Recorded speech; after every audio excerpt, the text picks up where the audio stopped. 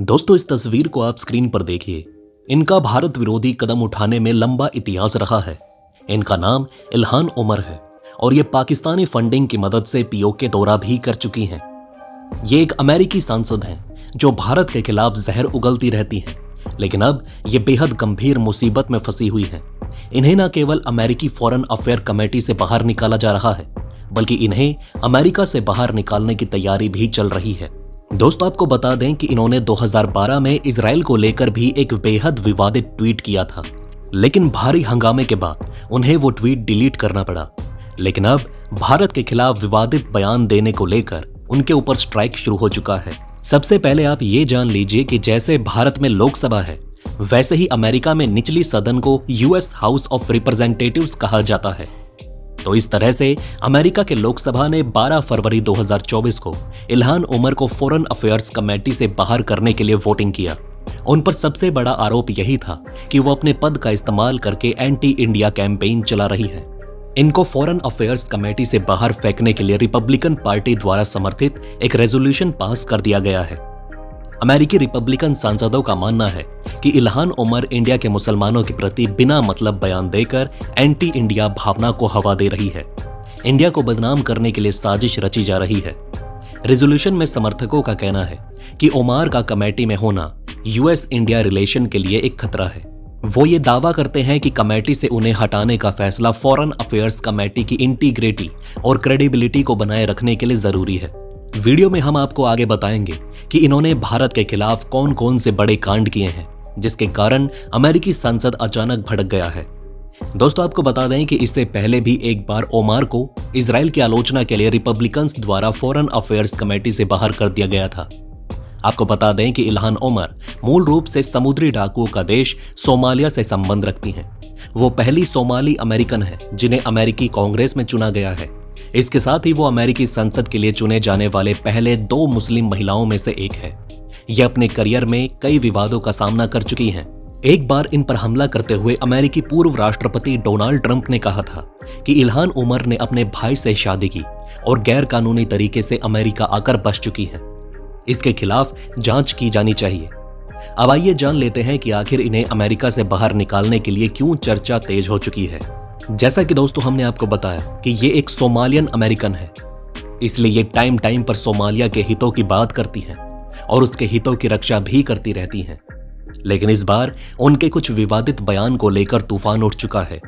दरअसल हुआ ये कि इल्हान उमर अपने संसदीय क्षेत्र में अपनी कम्युनिटी को सोमाली भाषा में स्पीच दे रही थी, लेकिन जब उनके भाषण का इंग्लिश में ट्रांसलेशन किया गया तो बवाल मच गया। उनके भाषण का एक वीडियो क्लिप सोशल मीडिया पर शेयर किया गया है, जिसके अनुवाद में लिखा गया था कि अमेरिकी सरकार हमारी इच्छा के मुताबिक ही काम करेगी और कुछ नहीं। उन्हें हमारे आदेशों का पालन करना होगा। इस तरह से हम सोमालिया के हितों की रक्षा करेंगे। उमर के इस बयान को रिपब्लिकन पार्टी के फायर ब्रांड अमेरिकी सांसद मार्जोरी टेलर ग्रीन ने आड़े हाथों लिया।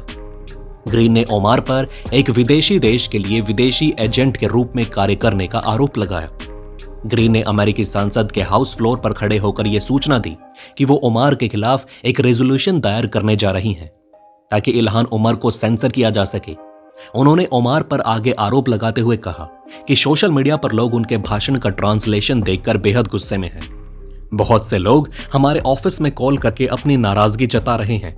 लोगों का मानना है कि आखिर अमेरिकी कांग्रेस का कोई सदस्य कैसे अपने भाषण में यूएस को छोड़कर दूसरे विदेशी देशों के हितों का प्रतिनिधित्व कर सकता है। उन्होंने तीखा प्रहार करते हुए कहा कि यह सीधे सीधे देशद्रोह है। मैं तो चाहूंगी कि इल्हान उमर निष्कासित कर दी जाए और उसे देश से बाहर कर दिया जाए। उन्होंने उमर को अमेरिकी सरकार में एक विदेशी एजेंट करार दिया। रिपब्लिकन प्रतिनिधि ग्रीन को डोनाल्ड ट्रंप की एक प्रमुख समर्थक माना जाता है।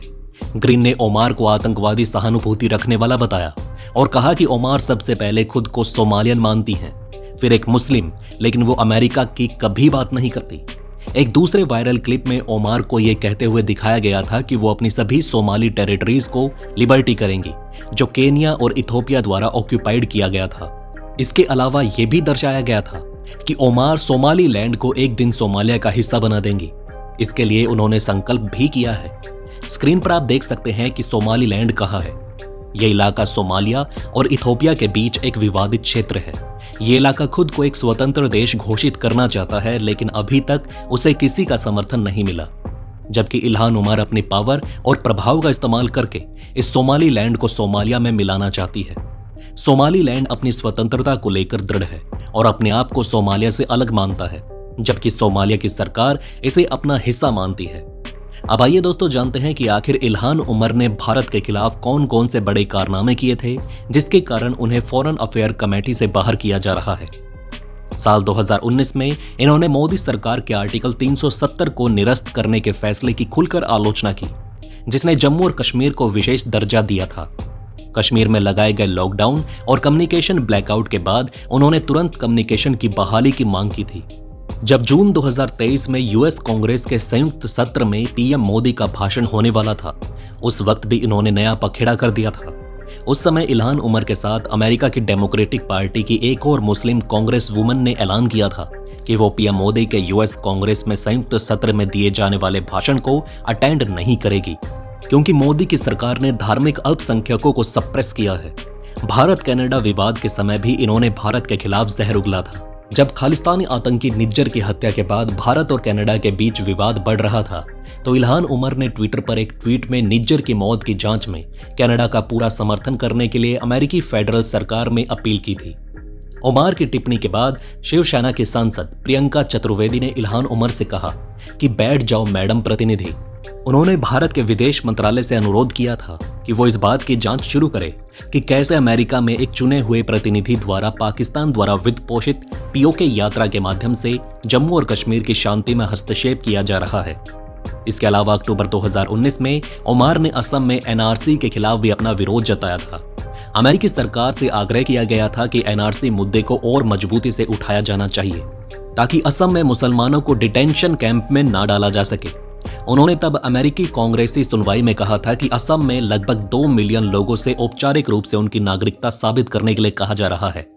ऐसे आधिकारिक बयान आ चुके हैं कि कोई भी बौद्ध, क्रिश्चियन, सिख या जैन शरणार्थियों को अपने स्टेटस को लेकर चिंता करने की जरूरत नहीं है, लेकिन मुस्लिम शरणार्थियों को चिंता करने की जरूरत है। इस तरह से उन्होंने इसे साफ तौर पर एक एंटी मुस्लिम प्रोग्राम बताया था। इल्हान उमर ने हाल ही में पाकिस्तान के डेमोक्रेटिक इलेक्शन को लेकर सवाल उठाए थे और कहा था कि जब विपक्ष की एक पार्टी को अपराधी घोषित कर दिया गया है, तो वहां फ्री एंड फेयर इलेक्शन नहीं हो सकते। उनकी यह टिप्पणी पाकिस्तान में चुनाव होने से 3 दिन पहले आई थी। चुनाव के दौरान पाकिस्तान की न्यायिक संस्था ने पूर्व प्रधानमंत्री इमरान खान, उनकी पत्नी बुशरा बीबी और उनकी पार्टी के सदस्यों के खिलाफ कई मामलों को तेजी से आगे बढ़ाया और उन्हें कई सालों तक के लिए जेल की सजा सुनाई गई थी। दोस्तों, अब आप नीचे कमेंट में बताएं कि इल्हान उमर के साथ कौन सा उपाय करना चाहिए।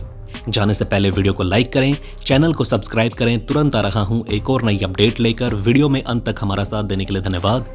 नमस्कार।